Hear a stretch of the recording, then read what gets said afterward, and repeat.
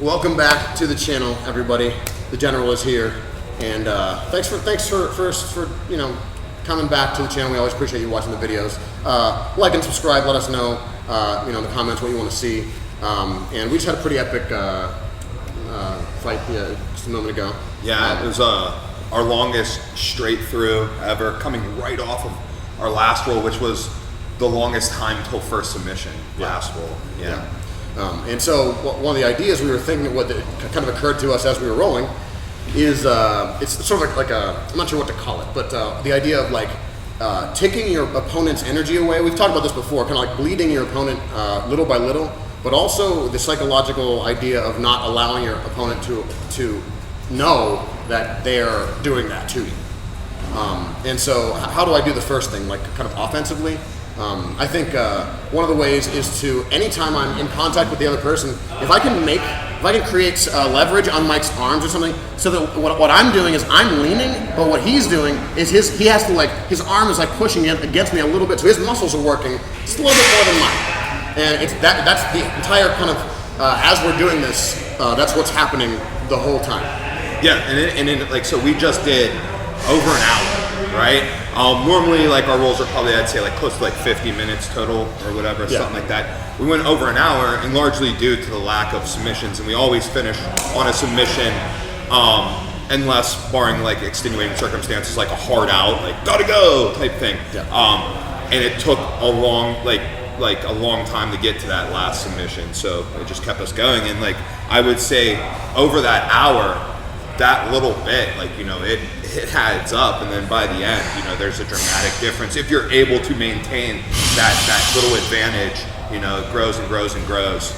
You know? And Mike brought up the idea of once if your opponent is doing things where they say they're doing a bunch of motion, and then you can tell that they're kind of done with it, like they tried to do a thing and it worked or it didn't work, they got to a position or whatever, and they're like, everybody knows that this is largely mental, right? And it's largely mental beyond the strategical, like understanding of like the concepts on how to align your body, your connection, your techniques, and all that. Like, there's an internal battle, right? Especially if you're doing, I mean, I think it happens no matter what length of time of roll you're doing, but especially in the long rolls, because in these long rolls, you're not moving at like a sprinter's pace. If I'm in a fight, actually, here goes something that I'd like to say. Like, so at the black belt level, my matches are 10-minute matches, right? But occasionally I'll be doing tournaments that are outside of the IBJJF rule set, which may change the length of time around it. Like, for example, I may do like perhaps a grappling industries,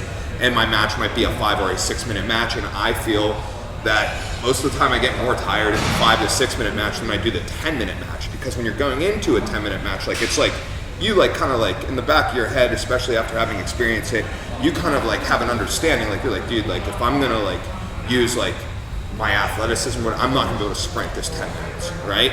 But in a 5-6 minute match, right, like that pace tends to be higher, right, in competition. So I tend to get more tired after a shorter match due to the paces carried.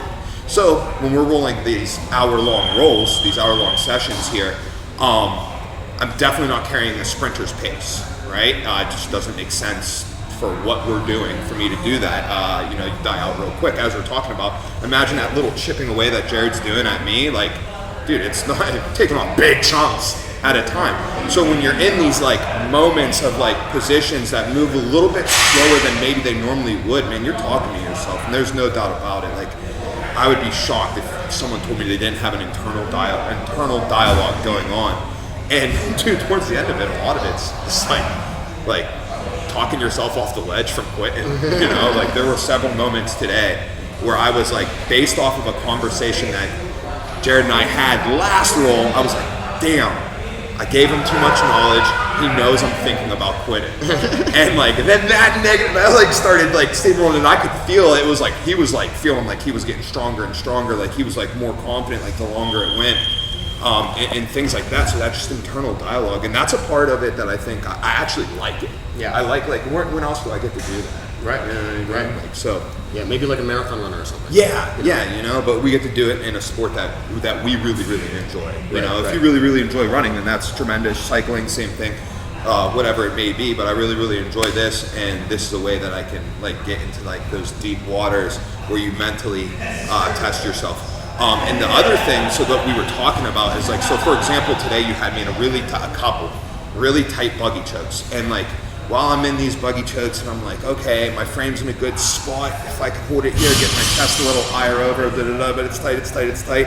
And I know that like, you know, I might not get out of this. But if I get out right away, I'm going right away, because I don't want to give Jared, who already has knowledge of where I start to mentally collapse, any more like firepower there. Because just as my health bar is decreasing, it's like you hit like a power up or something, like, you know, like you get like some extra HP when you see me pop out of a submission and go yeah, and like look to like retreat, to like recover a little bit, like that just like will bring you up to a notch. So what I'm thinking is, when I pop out, I'm right on you. I don't want you to know that it impacted me that negatively, and like I don't want you to feel like, oh, if I don't get this, I don't get it, like, oh, I'm gonna come up and attack this because he's gonna be on defense. No, I want you to know that when I pop, if and when I pop out of this, like, you got to be ready because I'm coming. Yeah. And in the same way, I was talking to somebody else, and they said that it felt like a horror movie. This is so true. Like, you know, fighting Freddy Krueger or Jason or somebody, where or maybe even Batman, where no matter how far you try to run away or how much you fight, or they're right behind you. Immediately right behind you. You can run as fast as you want, run around a corner, hide, whatever, but as soon as you turn around, they're right behind you and they're coming at you. Doesn't not fast necessarily, but there is no room to breathe at all. Yeah, that's 100% accurate to describe you to a T.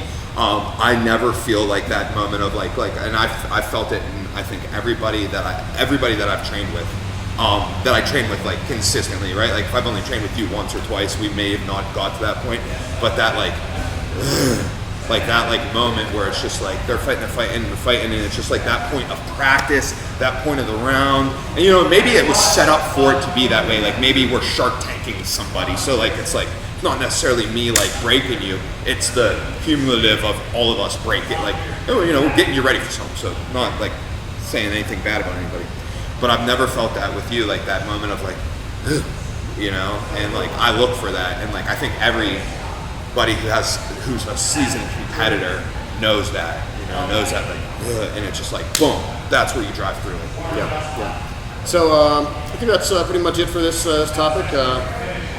Hopefully that'll give you some insight onto the psychological aspects of jiu-jitsu, and how you can either gain or lose power depending on how your brain is, you know, working.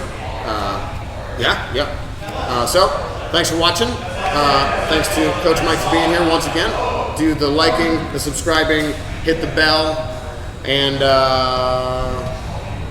Come down and train.